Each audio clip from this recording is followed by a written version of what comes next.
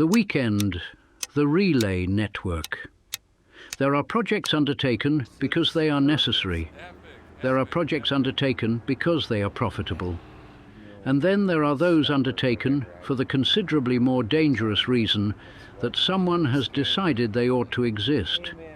This is the story of one such project. For approximately 1 year, a DayZ server known as the Weekend remained operational. It was not, by any reasonable standard, heavily populated. At times, describing it as populated at all may have required a rather generous interpretation of the word. Nevertheless, there was work to be done. Bennett had established an objective. Across the territory, a radio relay network would be constructed. Not merely a radio, not merely a convenient transmitter placed near camp. A network, a chain of functioning relay sites built across the map using M3S trucks, equipment, supplies, and a frankly unreasonable amount of personal time. The strategic justification for such an undertaking was somewhat less clear. There were, after all, remarkably few people available to receive the broadcasts. This did not appear to matter. The objective had been established. Therefore, the network would be built. The work required travel, repeated travel. Long drives across roads upon which traffic congestion was rarely a concern. Spawns in this truck. So that's already a roll of the dice, right? Yeah. And then I have to tell this game, like, you have another roll of the dice, like... Equipment had to be transported, sites had to be reached, vehicles had to survive, and the next piece of the system had to be put in place. Again, and again, and again. Throughout much of this effort, Bennett was not alone, at least not acoustically.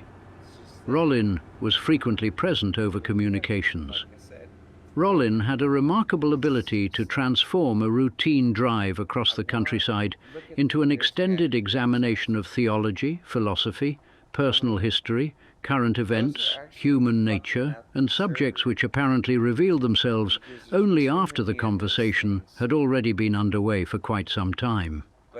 His precise condition during some of these transmissions is perhaps best left to the historical record. Suffice it to say that silence was seldom among the available resources. And so the relay network expanded, one truck journey at a time, one installation at a time, one long conversation at a time. Running around. And then I make songs about it. Running around. Shiny, shiny. Shiny, shiny, yeah. Shiny, Oh, shiny. see, come up to some stuff, and I'm like, oh, what's it? There is something wonderfully unnecessary about the entire enterprise. A communications network is normally built because people require communication. This one seems in part to have existed because Bennett required a communications network. There is a distinction, an important one, perhaps even an admirable one, because nobody was paying him. Yeah, so they Yeah. have to survive. So if I'm going to make it easier for you to eat or drink or whatever, I'm going to make it much harder for you to survive. There was no audience waiting for its completion. There was no prize, no achievement notification appeared, no committee inspected the work. Indeed, very few people were present to notice that the work was being done at all. And yet it was done.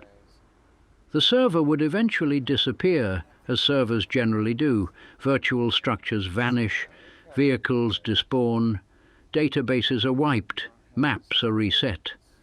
A year's worth of small decisions can disappear with the press of a button. But 44 surviving recordings remain, and within them is evidence of something rather more durable than the radio network itself. A man decided to accomplish something. The usefulness of the objective was questionable.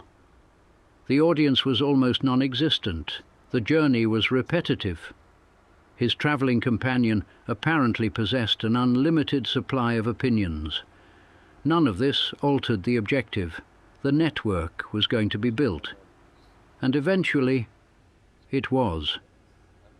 Historians are generally attracted to great battles, great leaders, and great achievements.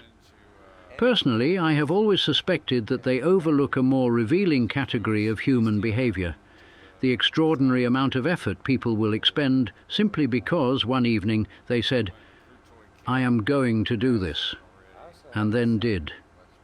This has been Arthur P. Pembroke for the archive.